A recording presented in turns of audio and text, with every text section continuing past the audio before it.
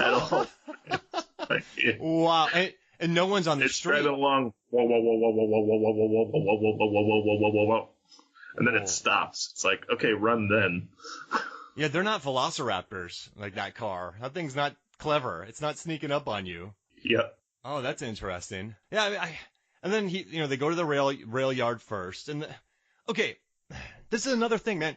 Like when people talk about movies, they're always like, I would have done this. I guess when you hear a noise, like in a horror movie, if you hear a noise upstairs in a closet and you go upstairs to look at it, you're probably not the smartest. But I guess in this situation, since everything's so new to them, I guess it's not. Like, they don't realize how severe it is at first, I don't think, or that they'll be killed.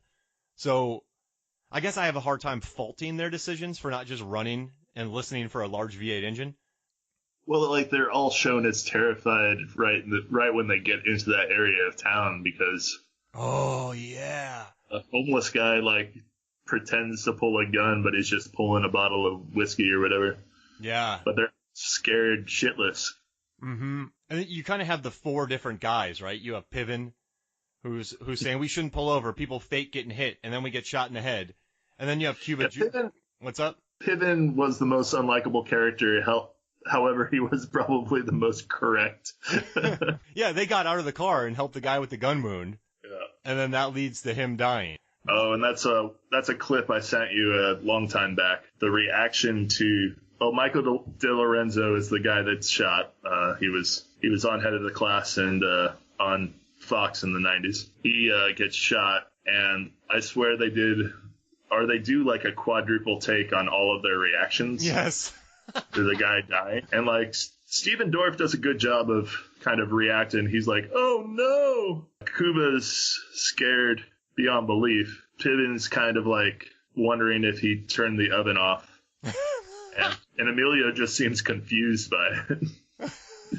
So it's like really, I've analyzed this a few times. So Piven's more worried about making sure that the Nintendo and TVs can still be sold than he is about this guy being shot. I mean, I don't know. I guess, yeah. I'm telling you, this movie raises some interesting questions, I think. I don't know if the questions are that great, but at least they raise them. And the director said that whenever Piven dies in the movie during his screenings, people cheer. People hate it. Also, his falling scream is kind of funny. I believe it is very funny. And also, yeah, he falls. And Cuba does the majority of the work in this movie, does he not? He kills Peter Green, and then he kills Everlast. This guy does all the work for him. Yeah. And then, yeah, so he's kind of he's like, I guess he's sort of not the hero of this movie, right? But he's the one that does the majority of the work. Definitely. Should they have just listened to him? I don't know. He also wanted everyone to stop and get the guy off the street. Oh, yeah. It was like, that was a 3-against-1 situation. Yeah, they all wanted to get him. Which... Maybe after Piven dies, maybe then you listen to Cuba. I'm not sure. And then he starts calling Frank boss. That's true. But, I mean, these guys would be fighting, I would say. These guys, I don't know. I think a power struggle would happen between the four, wouldn't you say? Yeah. I mean, who was in charge and who is going to be in charge? I guess maybe that's what they set up at the beginning. Oh, yeah. And also, they got those security guards killed in the swap meet. They also got the security guards killed. I was going to say, after, when we first opened the podcast, when you said, oh yeah, they killed that hobo, and they get a whole bunch of people's doors busted in, and then they get the 2 security guards killed. They almost get a gang of little kids killed. Oh yeah. But the Irish gang knows how to reason with them. Yeah, he gives them blood money. There's blood on it. There's blood on everything. There's blood on. Oh, Dennis Leary. Oh man. Yeah, you're right. These guys cause more chaos in this neighborhood than anything else. Oh, that makes me happy. But I guess watching it again too. Do you find this movie refreshing in its? I think this movie could be 15 minutes shorter. I really do. But it feels refreshingly low. There's no low stakes, but it's nice not watching. I don't know. I think the small story I like. if that makes sense. It's very contained. It looks good. It's filmed well. There's some excellent It shots looks in good. it. There's some definitely it looks good. Just and every place is a little bit different that they go to. Projects, it's very like claustrophobic, and yeah, they're basically getting chased up a narrow path and stuff. Then they go into the sewers. I wish I remembered my film history a little bit more. I'm not sure what he's doing in there, but it's very kind of noir. And then they have like his face in the front, like the close focus, deep focus shots. Yeah, like the shallow like that. That's nice. They had some pretty. They return to that shot several times, but it's effective. Yeah, it's good. And the director made the crew watch a movie. Let me find out which one it was, but an old black and white movie that he wanted to watch, where he wanted to sort of make it look like Touch of Evil. He wanted them to watch, and of course, The Sixth Man, because he wanted to. Man. Yeah, he wanted. What's up? Oh, Third Man. The Sixth Man's the movie with Kadeem Hardison and Marlon Wayans, where a ghost helps him play basketball. Ghost happens to help him play basketball. Yeah, that's good. That's another Orson Welles Maybe he classic. made him watch The Sixth Man. Imagine that, right, Bryce? You're a world-renowned director, and you get this cast, and you're like, I want my movie to look like The Sixth Man, and everybody watches it, and you're like, how? Like, what? This is really interesting. You're making a movie about Kinsey, and we're gonna make it look like this Sixth Man. Like, that's a brave choice. Oh man, but no, I also like he said, what the director said. When we first went there, I shot on these different cameras to see how it would look, and Chicago has this very specific style of lighting that had this sodium yellow color to it. So we lit the whole thing like a dirty yellow at night, which didn't actually react well on film.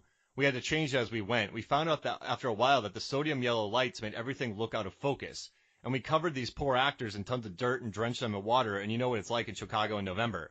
So it's got I mean, there's a lot of shadow in this. There's a lot of interesting colors. Like, this is a well put together movie, and I think it got unjustly maligned when in New York a gunfight happened in a theater and the movie got pulled. Same thing kind of happened to The Warriors. Yeah, I mean, that's kind of crazy that a shooting took place and this movie got pulled. And I remember as a kid I couldn't find it anywhere. I was like, when's that coming out on VHS, man? Want to watch that? Yeah, I grabbed it from Blockbuster. I'm certain of that, and I watched it. I thought Dennis Leary was the scariest guy ever. I thought he was awesome. Like, I thought, oh man, Dennis Leary played like freaking excellent villain. You know what I like about him? If you think about some of the villains from the 90s, there's, I don't know why I keep talking about it, but the villain from Under Siege 2, where they're just so smart and so pithy, and it just feels nothing. What's up? Eric Bogosian? Yeah.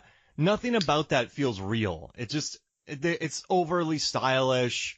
It feels so faux.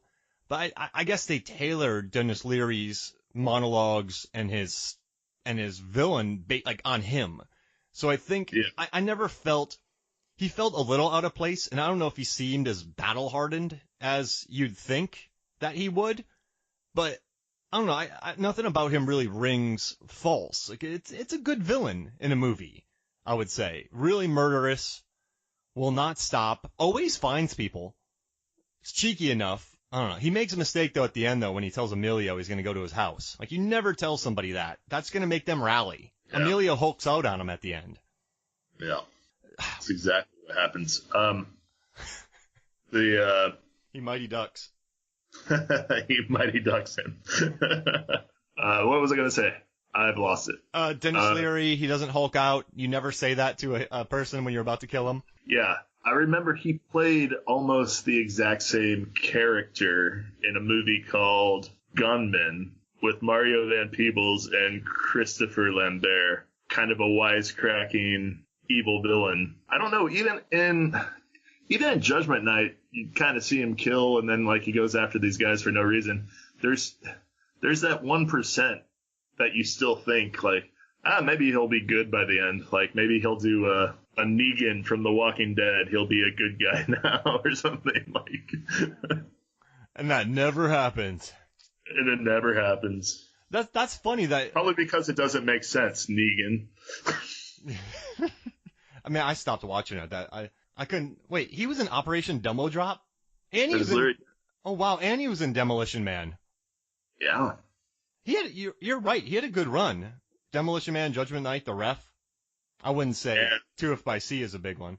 Well, I think that was a pretty big movie. That was like Sandy B's follow-up, wasn't it? Yeah. Oh no, you're right. Yeah, it was 96. So it had heat behind it, I guess. And I believe Cuba followed this up with a freaking Oscar. Yeah, isn't that nuts? Like, he won an Oscar after doing this movie. Which, in this movie, I would say he's, I've never been the hugest Cuba Gooding Jr. fan, but, you know, he's a pretty good actor. But I would say he's a little bit on the overacting side in this film. Actually, I'm really happy you brought that up because the director talks about this, and he said that people kind of go at Cuba for his portrayal in this, kind of over the top. But he said that Cuba's upbringing was rough, and this movie brought out some things in him while he was on set. Like, he really got into this role. So the actor kind of defends him a little bit because I guess Cuba just got really into it. Which, I don't know, I think there would be people like this though, where they're being chased and they think, oh man, I'm an action hero. I just watched Commando. I can take care of us. Let's make a stand. Let's fight these guys. Let's go shoot them. You're horribly out of your league, but you don't want to seem like a punk. The character rings true to me, I would say. Yeah, the character probably does ring. I mean, the character rings true. But yeah, I guess that's where I was coming from. I was unaware of what, Hopkins had said, so interesting. They did a Cinemassacre 25th anniversary screening for this. And there's no commentary on the Blu-ray. I was going to buy it to listen to it, but there's none of that. And there's really not many interviews. But because of the Cinemassacre 25th anniversary screening in, 2018, I was able to, Consequence of Sound, Rolling Stone, I was able to glean a lot of good, this guy left some pretty good gems on the table here. And he sounds a little depressed that this movie has basically stayed relevant because of the soundtrack. He's like, I wish the movie would stay relevant because it's good, but he's also happy that the movie's still in conversation because of the soundtrack. But yeah, he seems legit bummed that I guess it didn't take off more. But I don't know, man. Like in '93, is this a movie that takes off? No big names. With what you listed before at the beginning of the show, I mean, with all those movies, how could it? Yeah. Honestly. No, yeah, it's interesting, right? Because remember the '90s, how A-list driven they were. There wasn't, nowadays you can cast Chris Hemsworth as Thor, or Chris Evans as Captain America, or Benny Cumby as Doctor Strange. But back then, you had Tom Cruise as Jerry Maguire, Julia Roberts running away. Julia Roberts, and her run in the 90s was insane, by the way. So it was all these movies were just like Bruce Willis and this and that, Will Smith, Adam Sandler, Jim Carrey. And then this one is Emilio. I mean, he got $4 million for it, which is awesome. One person alone, usually, yeah. Yeah, and so this one just had, Cuba had done Boys in the Hood, excellent movie, but he wasn't a star yet. Brad Dourif was super young. Piven, no one knew him. This is pre-Entourage. But yeah, he was and probably will remain the guy that was in the Cusack movies. Yeah, 10 years, man. 10 years. Oh, yeah. I quote that all the time. So yeah, I mean, you're at the theater and you're watching this. I don't know. It just doesn't seem. It doesn't seem like it would draw too many people to it, which is kind of brave and kind of dumb. But I guess I appreciate them for trying, right? Well, then this is actually something I have written down. So we have to put our minds back in the time. Like, could we recast this movie? Oh yeah, let's do it. I mean, I really haven't thought of too much, and I don't know. Oh man, I haven't really thought of any replacements. But could you recast this movie and possibly make it more of a box office success? Oh, I think so. And actually, I'm looking the weekend. It opened at number 5 that weekend, but it was up against Demolition Man, Beverly Hillbillies, and Cool Runnings. Those are pretty strong. That movie did not have a chance. All right, what about this? Tom Hardy